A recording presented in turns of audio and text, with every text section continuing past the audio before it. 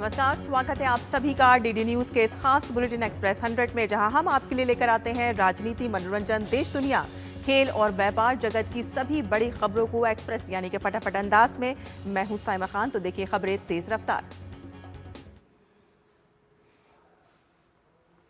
रूस के राष्ट्रपति व्लादिमीर पुतिन ने भारत की विदेश नीति और प्रधानमंत्री नरेंद्र मोदी की जमकर सराहना की है। व्लादिमीर पुतिन ने कहा कि अमेरिका की तरफ से भारत पर लगाए गए अतिरिक्त टैरिफ का कोई असर नहीं पड़ेगा।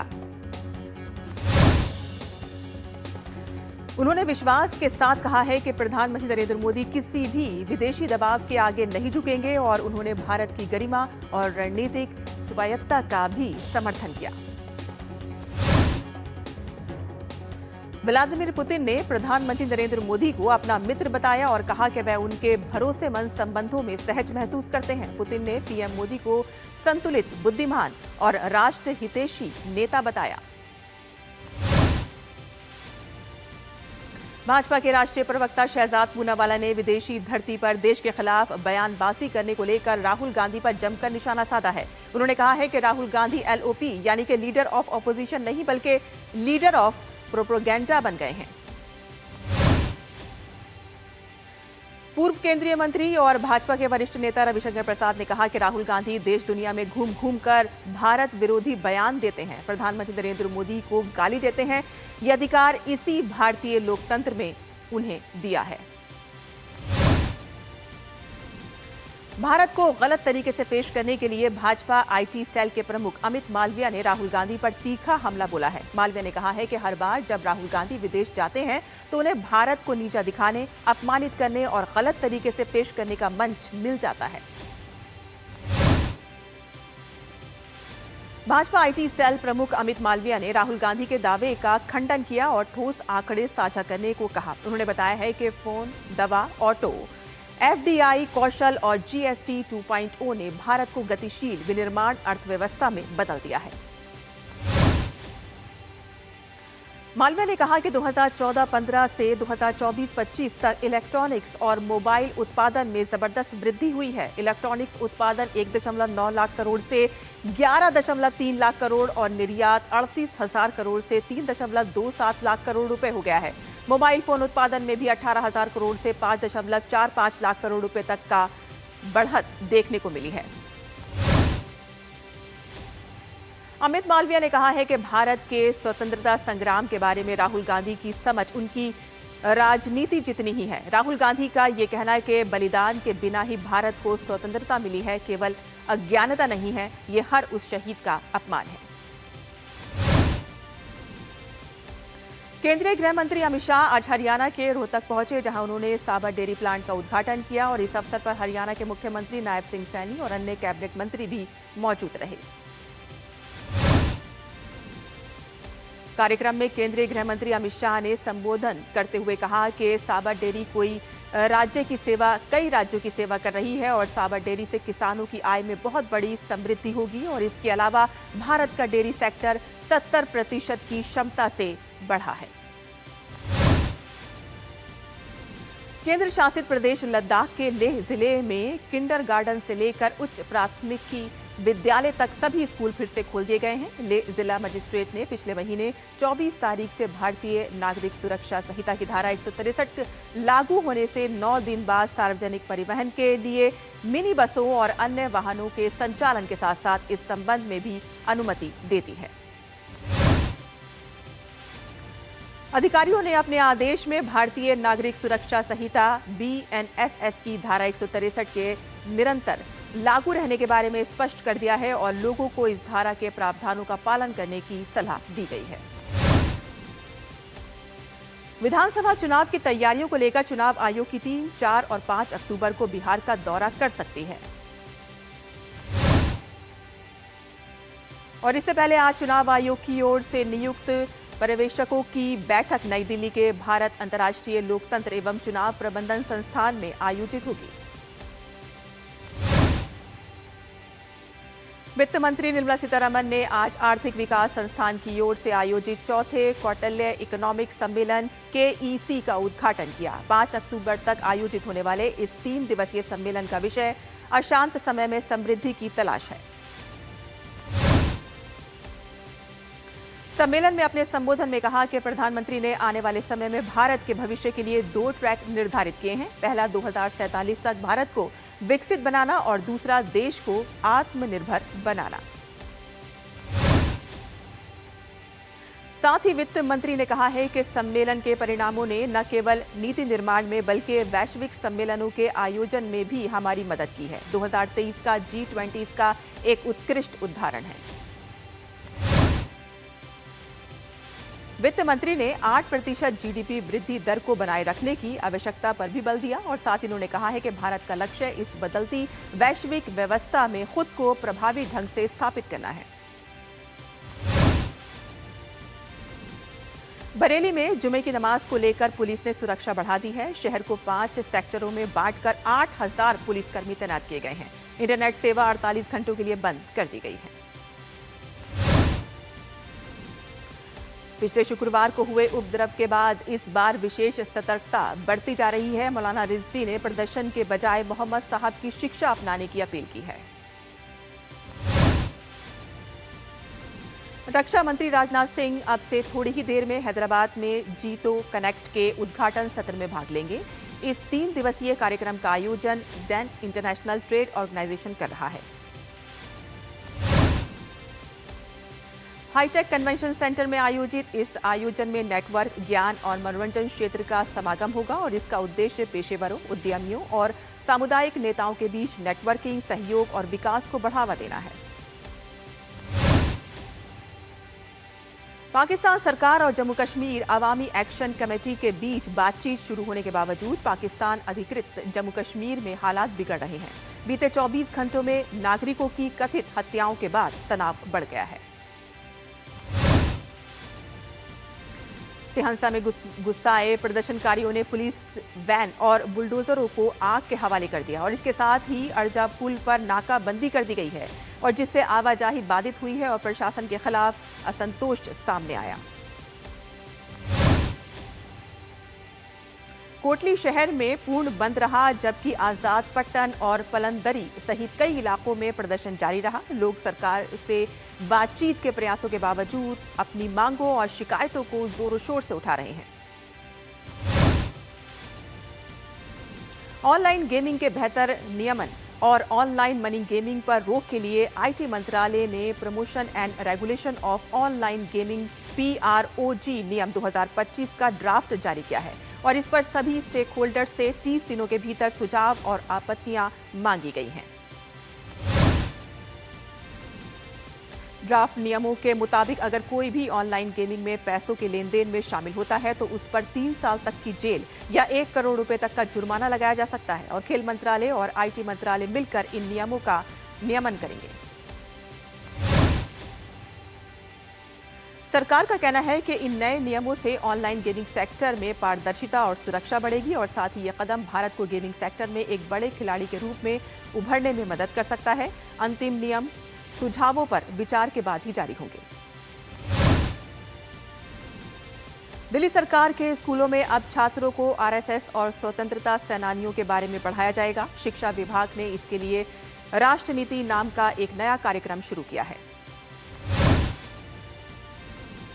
और इस कार्यक्रम के तहत छात्रों को राष्ट्रीय स्वयंसेवक संघ की स्थापना, विचारधारा और स्वयं सेवकों की भूमिका के बारे में बताया जाएगा। दिल्ली सरकार के इस फैसले का विश्व हिंदू परिषद ने स्वागत किया है। मध्य प्रदेश के खंडवा में हुआ बड़ा सड़क हादसे में 11 लोगों की मौत हो गई है। भगवती का विसर्जन कर लौट रहे लोगों से भारी ट्रैक्टर ट्रॉली के पुलिया से नीचे नदी में गिर जाने से यह हादसा हुआ है और ये घटना पंधाना थाना क्षेत्र के जमाली के पास आबना नदी में हुई है। हादसे में 14 लोगों से ज्यादा लोग डूब गए और अब तक 11 शव प्रशासन ने ग्रामीणों के सहयोग से निकाल लिए हैं। 3 लोगों को जिंदा बचा लिया गया है और जिसमें से 2 महिला और 1 बालिग पुरुष शामिल है। वहीं 3 में से 1 की हालत नाजुक बताई जा रही है। बाकी लापता लोगों की तलाश जारी है। मृतकों में अधिकांश छोटे बच्चे हैं। जिला प्रशासन की टीम मौके पर रेस्क्यू ऑपरेशन में जुटी है। वहीं इस घटना पर मध्य प्रदेश के मुख्यमंत्री मोहन यादव ने शोक व्यक्त किया है। मुख्यमंत्री ने मृतकों के परिवारों को 4-4 लाख रुपए की अनुग्रह राशि देने की भी घोषणा की है। तो वहीं इस घटना में घायल सभी लोगों को उचित उपचार के भी निर्देश दिए गए हैं। विदेश मंत्री डॉक्टर एस जयशंकर और नागरिक उड्डयन मंत्री राम मोहन नायडू किंजरापू ने एयरबस और बोर्ड ऑफ डायरेक्टर्स और इंडिगो के वरिष्ठ प्रबंधन के साथ बैठक की। इस बैठक के दौरान भारत में हो रहे बुनियादी ढांचागत आर्थिक और सुशासन संबंधी बदलावों पर विस्तृत चर्चा हुई। बैठक में भारत यूरोप के बढ़ते संबंधों और उनके जरिए नागरिक उड्डयन क्षेत्र में विकास की संभावनाओं पर विचार विमर्श किया गया। विदेश मंत्री ने कहा कि इन अवसरों से भारत के विमानन क्षेत्र को नई दिशा और गति मिलेगी। भारतीय विदेश मंत्रालय के प्रवक्ता रणधीर जायसवाल ने ब्रिटेन के मैनचेस्टर में यहूदी प्रार्थना स्थल पर हुए आतंकवादी हमले की निंदा की है। रणधीर जायसवाल ने एक्स पर लिखा कि हम आज यौम किप्पुर प्रार्थना सभा के दौरान मैनचेस्टर के हीटन पार्क सिनेगॉग पर हुए आतंकवादी हमले की निंदा करते हैं। ये विशेष रूप से दुखद है। उन्होंने आगे लिखा है कि हमला आतंकवाद की दुष्ट ताकतों से उत्पन्न चुनौती की एक और भयावह याद दिलाता है और उसका मुकाबला वैश्विक समुदाय को एकजुट और समन्वित कार्रवाई के माध्यम से करना होगा। हमारी संवेदनाएं और प्रार्थनाएं पीड़ितों और उनके परिवारों और मैनचेस्टर शहर के साथ हैं। हम इस दुख की घड़ी में यूनाइटेड किंगडम के लोगों के साथ एकजुटता से खड़े हैं। दिल्ली के कैबिनेट मंत्री और दिल्ली सिख गुरुद्वारा प्रबंधक कमेटी के पूर्व अध्यक्ष मनजिंदर सिंह सिरसा ने प्रधानमंत्री नरेंद्र मोदी और गृह मंत्री अमित शाह का गुरु पूरब पर सिख जत्थों को पाकिस्तान जाने की अनुमति देने पर आभार जताया है। अक्टूबर 2014 में शुरू हुए मन की बात कार्यक्रम को 11 वर्ष पूर्ण हो चुके हैं और ये कार्यक्रम पीएम मोदी और देशवासियों के बीच सीधे संवाद का सशक्त मंच साबित हुआ है। ग्रामीण विकास और सामाजिक मुद्दों से लेकर गुमनाम नायकों की कहानियां इस कार्यक्रम के विषय रही हैं। और बुलेटिन में फिलहाल लेते हैं एक छोटा सा ब्रेक। आप देखते रहिए डीडी न्यूज। जब धरती चीर कर निकलता है लोहे का पत्थर और मिलता है मोंगिया के जोश से, फिर तपता है, पिघलता है और बनता है फौलाद। अब होता है सरिया सारी खूबियों के साथ। मोंगिया स्टील, मजबूत देश का मजबूत सरिया। ब्रेक के बाद आपका फिर से स्वागत है। आप देख रहे हैं एक्सप्रेस 100। बिहार विधानसभा चुनाव की घोषणा और आचार संहिता लागू होने की संभावित तारीखों से ठीक पहले मुख्यमंत्री नीतीश कुमार ने आज एक महत्वपूर्ण कैबिनेट बैठक बुलाई है और इस बैठक को चुनावी वर्ष की अंतिम बड़ी बैठक माना जा रहा है। असम पुलिस के सीआईडी की एसआईटी ने गायक जुबीन गर्ग की मौत के मामले में 2 और लोगों को अमृत प्रभा महंत और शेखर गोस्वामी को गिरफ्तार किया है। अमृत प्रभा जुबीन की सह गायिका थी और शेखर उनके बैंड के सदस्य थे।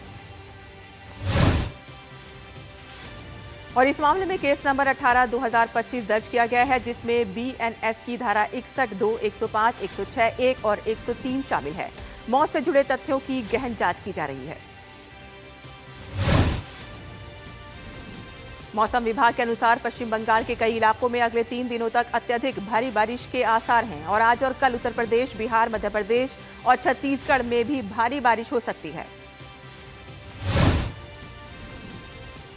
4 और 5 अक्टूबर को झारखंड में भारी बारिश होने की संभावना है, तो वहीं 5 से 7 अक्टूबर के बीच पंजाब में भी मौसम विभाग ने भारी बारिश का अनुमान जताया है।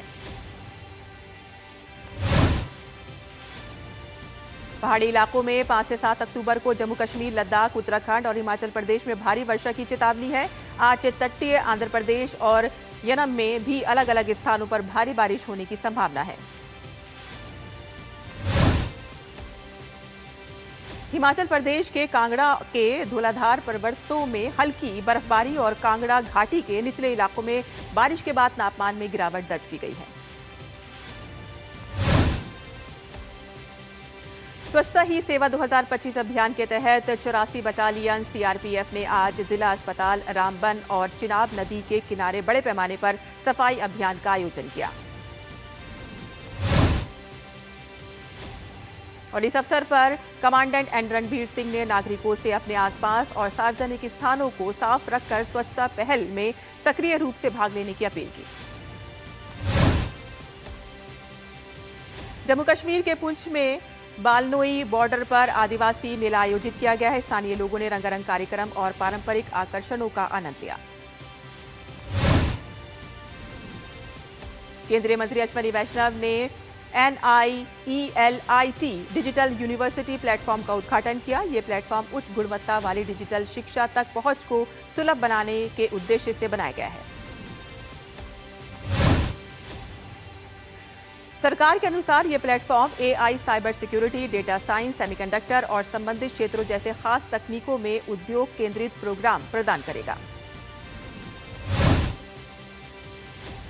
केंद्रीय उपभोक्ता मामलों के मंत्री प्रहलाद जोशी ने कहा है कि उपभोक्ता मामलों के विभाग ने राष्ट्रीय उपभोक्ता हेल्पलाइन के माध्यम से अब तक GST से संबंधित 3,981 प्रश्नों और शिकायतों का समाधान किया है।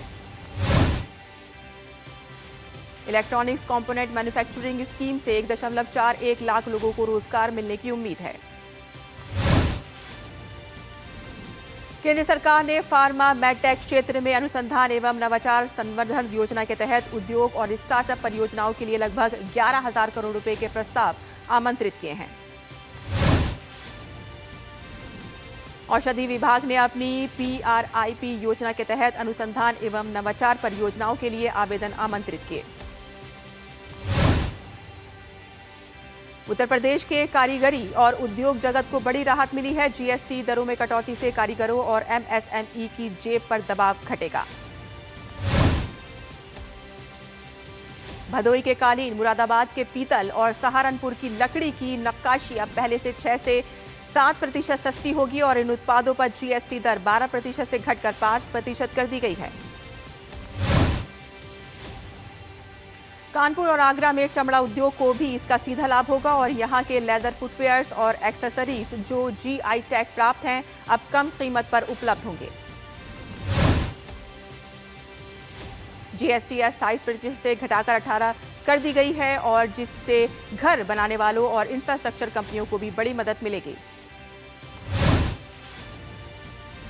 सेंसेक्स और निफ्टी के शुरुआती कारोबार में गिरावट दर्ज की गई। सेंसेक्स शुरुआती कारोबार में 299.17 अंक फिसलकर 80,684.14 अंक पर और निफ्टी 76.75 अंक टूटकर 24,779.55 अंक पर आ गया।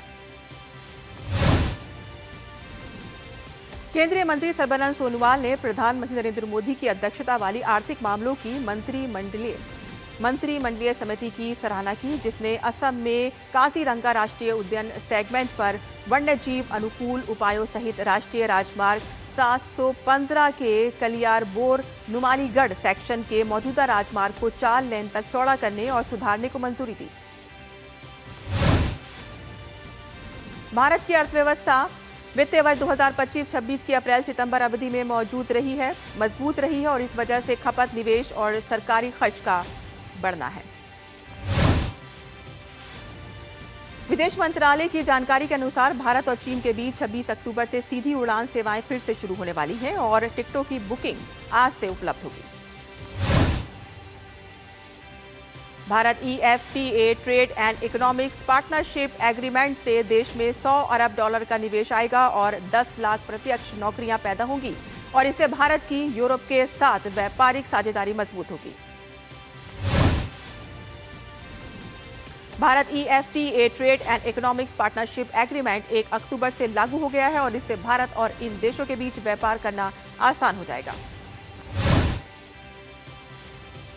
केंद्र सरकार बुनियादी ढांचे के विकास को बढ़ावा देने के लिए 20,000 करोड़ रुपए का जोखिम गारंटी कोष बनाने पर विचार कर रही है और इसका मकसद निजी क्षेत्र के निवेश को प्रोत्साहित करना है। भारतीय शेयर बाजार के नियामक सेबी ने 2 नई सुविधाएं शुरू की हैं ताकि निवेशकों के भुगतान को सुरक्षित बनाया जा सके और बिना पंजीकरण वाले संस्थानों की ओर से धोखाधड़ी को रोका जा सके। भारत में कुल स्मार्टफोन शिपमेंट में 5G हैंडसेट की हिस्सेदारी 2025 की पहली 6 माही के दौरान 87% तक बढ़ गई है। केंद्रीय मंत्री डॉक्टर जितेंद्र सिंह ने कहा है कि सरकार ने कचरे और कबाड़ की बिक्री से 3,296 करोड़ रुपए कमाए हैं, जबकि पिछले 4 वर्षों में 696 लाख वर्ग फुट से अधिक कार्यालय स्थान को साफ किया गया है और उपयोग में लाया गया है। पाकिस्तान का पंजाब प्रांत बारिश की वजह से आई बाढ़ की मार झेल रहा है और एक बार फिर से प्रांतीय आपदा प्रबंधन प्राधिकरण ने बारिश को लेकर चेतावनी जारी की है। मोरक्को के कस्बा ब्लांका शहर में प्रदर्शनकारियों की भीड़ ने मार्च किया, भ्रष्टाचार के खिलाफ नारे लगाए और सामाजिक न्याय, स्वतंत्रता, शिक्षा और स्वास्थ्य सेवा में सुधार की मांग की। ब्रिटेन के मैनचेस्टर में एक यहूदी प्रार्थना स्थल पर हुए आतंकवादी हमले में 2 लोगों की मौत हो गई है, जबकि 3 अन्य घायल हो गए हैं। यह हमला यौम किप्पुर प्रार्थना सभा के दौरान मैनचेस्टर के हीटन पार्क सिनेगॉग में हुआ। डेमोक्रेटिक के हेल्थ केयर संबंधी मांगों पर अड़े रहने के अमेरिका में शटडाउन पर गतिरोध जारी है और इस बीच राष्ट्रपति ट्रंप ने धमकी दी है कि यदि शटडाउन जारी रहता है तो बड़े पैमाने पर संघीय कर्मचारियों की छटनी हो सकती है और कई प्रोग्राम में कटौती हो सकती है। एक इंटरव्यू में ट्रंप ने कहा है कि उन्होंने डेमोक्रेटिक के कई कार्यक्रमों में अपरिवर्तनीय बदलाव का प्रस्ताव दिया है। कांग्रेस में रिपब्लिकन और डेमोक्रेटिक के सरकारी खर्च के नए कार्यक्रम पर सहमत न होने से बुधवार से शुरू हुए शटडाउन को ट्रंप सरकार शटडाउन को एक अवसर के रूप में ले रही है। यूरोप, भारत और चीन से रूसी तेल न खरीदने की ट्रंप की अपील पर रूसी राष्ट्रपति पुतिन ने प्रतिक्रिया दी है। रूस के राष्ट्रपति पुतिन ने कहा है कि वैश्विक अर्थव्यवस्था रूसी तेल के बिना कार्य नहीं कर सकती है। फ्रांस में सरकार के खर्च में कटौती प्रस्ताव के विरोध में गुरुवार को राष्ट्रव्यापी हड़ताल रही। ट्रेड यूनियन के आह्वान पर प्रदर्शनकारियों ने मार्च निकाला और अगले साल के बजट में सरकारी खर्च में प्रस्तावित कटौती के खिलाफ कार्रवाई करने की मांग की है और एल्फिल टावर को भी बंद कर दिया गया। गाजा की नागरिक सुरक्षा एजेंसी और अस्पतालों ने बताया है कि इजरायली हमलों में गुरुवार को कम से कम 52 लोग मारे गए हैं और कहा गया है कि कुछ लोग हवाई हमलों में मारे गए हैं, जबकि अन्य ड्रोन हमलों और गोलीबारी में मारे गए। मैड्रिड में पुलिस और फिलिस्तीनी समर्थक प्रदर्शनकारियों के बीच झड़प हो गई क्योंकि गाजा जाने वाले सहायता बेड़े के सदस्यों को इजराइल द्वारा रोके जाने और हिरासत में लिए जाने के खिलाफ प्रदर्शन के दौरान तनाव बढ़ गया। हजारों लोगों के शहर में मार्च के साथ ही शुरू हुआ ये विरोध प्रदर्शन अपने अंत में हिंसक हो गया और जब पुलिस ने प्रदर्शनकारियों को तितर-बितर करने की कोशिश की और आंसू गैस के गोले छोड़े। और यहाँ बुलेटिन में हम रुकते हैं एक और छोटे से ब्रेक के लिए। हम जल्द हाजिर होंगे, आप देखते रहिए डीडी न्यूज।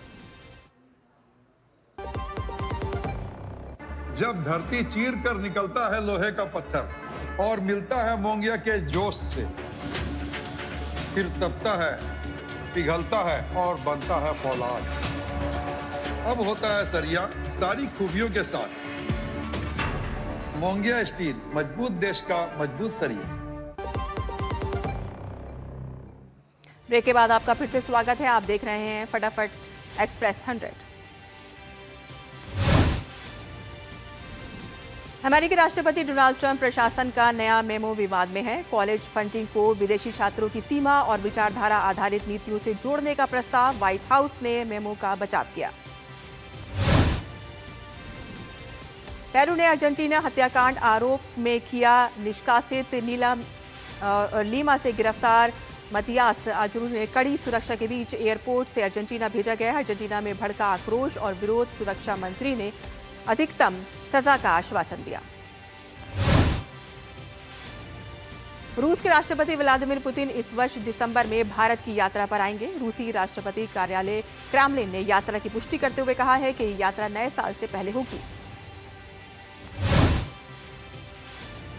रूस के राष्ट्रपति व्लादिमीर पुतिन प्रधानमंत्री नरेंद्र मोदी के साथ वार्षिक शिखर वार्ता के लिए भारत की यात्रा करेंगे, जिसमें द्विपक्षीय रणनीतिक संबंधों के और मजबूत होने की उम्मीद है। महात्मा गांधी की 156वीं जयंती के अवसर पर भारत सरकार के विद्युत विभाग के सचिव पंकज अग्रवाल और डेनमार्क में भारत के राजदूत मनीष प्रभात ने राष्ट्रपिता की प्रतिमा पर पुष्पांजलि अर्पित की। भारत और वेस्टइंडीज के बीच पहला टेस्ट मैच अहमदाबाद में खेला जा रहा है। आज दूसरे दिन भारत ने वेस्टइंडीज पर 50 रन से अधिक की लीड हासिल कर ली है। तो वहीं इससे पहले टीम इंडिया के 188 रन के स्कोर पर तीसरा झटका लगा। कप्तान शुभमन गिल 50 के निजी स्कोर पर आउट हुए और भारत का चौथा विकेट के लिए केएल राहुल के रूप में गिरा और 100 रन बनाकर वो आउट हुए। शुभमन गिल और केएल राहुल के बीच 98 रन की साझेदारी रही और इससे पहले कल भारतीय टीम ने वेस्टइंडीज को पहली ही पारी में 162 रन पर ऑल आउट कर दिया था। बांग्लादेश ने राशिद खान की शानदार गेंदबाजी के बावजूद 3 मैचों की T20 अंतर्राष्ट्रीय सीरीज के पहले मुकाबले में गुरुवार देर रात अफगानिस्तान को 4 विकेट से हराकर 1-0 की बढ़त बना ली है। विश्व भारोत्तोलन चैंपियनशिप में भारत की मीराबाई चानू ने महिलाओं के 48 किलोग्राम वर्ग में रजत पदक जीता है। 2022 के बाद से विश्व चैंपियनशिप में चानू का ये पहला पदक है। नॉर्वे के फोर्डे में चानू ने 84 किलोग्राम स्नैच और 115 किलोग्राम क्लीन एंड जर्क सहित कुल 199 किलोग्राम भार उठाकर दूसरा स्थान हासिल किया। इस स्पर्धा में कुल 213 किलोग्राम भार उठाकर कोरिया के पिछले साल के विश्व चैंपियन री सोंग-गम ने स्वर्ण पदक जीता था। ओलंपिक पदक विजेता मीराबाई चानू विश्व चैंपियनशिप में भारत के 14 सदस्यीय दल के नेतृत्व कर रही हैं और विश्व चैंपियनशिप में अगले साल होने वाले राष्ट्रमंडल खेलों के लिए क्वालिफाइंग स्पर्धा में से एक हैं। तमिलनाडु के मनीष सुरेश कुमार और महाराष्ट्र के शीर्ष वरीयता प्राप्त वैष्णवी अतकर ने दिल्ली के DLTA कॉम्प्लेक्स में अपने अपने क्वार्टर फाइनल मैचों में शानदार जीत दर्ज करते हुए 30वीं राष्ट्रीय टेनिस चैंपियनशिप के सेमीफाइनल में जगह बना ली है। पूर्व चैंपियन मनीष को नितिन कुमार सिन्हा के खिलाफ जीत के लिए कड़ी मेहनत करनी पड़ी, लेकिन 3 घंटे से ज्यादा समय से चले मुकाबले में उन्होंने 1-6, 6-1, 7-6 से जीत हासिल कर ली। भारतीय तीरंदाज दीपिका कुमारी ने दिल्ली में चल रही आर्चरी प्रीमियर लीग 2025 में अपना पहला मैच जीत लिया है। राहिल गंगजी जकार्ता इंटरनेशनल गोल्फ में सर्वश्रेष्ठ भारतीय 47 वर्षीय दिग्गज ने बारिश से प्रभावित पहले ही राउंड में 4 अंडर 66 का स्कोर किया। धर्मवीर ने वर्ल्ड पैरा एथलेटिक्स में जीता रजत पदक। 36 वर्षीय पैरा ओलंपिक गोल्ड मेडलिस्ट ने क्लब थ्रो F51 वर्ग में 29.71 मीटर फेंक कर दूसरा स्थान हासिल किया। हैदराबाद ब्लैक हॉक्स ने किया है विजयी आगाज। PVL सीजन 4 के उद्घाटन मुकाबले में डिफेंडिंग चैंपियन कालीकट हीरोज को हराया। लुका जिदान पहली बार अल्जीरिया टीम में शामिल हो गए हैं और फ्रांस छोड़कर अल्जीरिया के लिए खेलने का फैसला विश्व कप क्वालिफायर में मिला मौका। और एक्सप्रेस न्यूज में फिलहाल इतना ही। हमें दीजिए इजाजत। नमस्कार।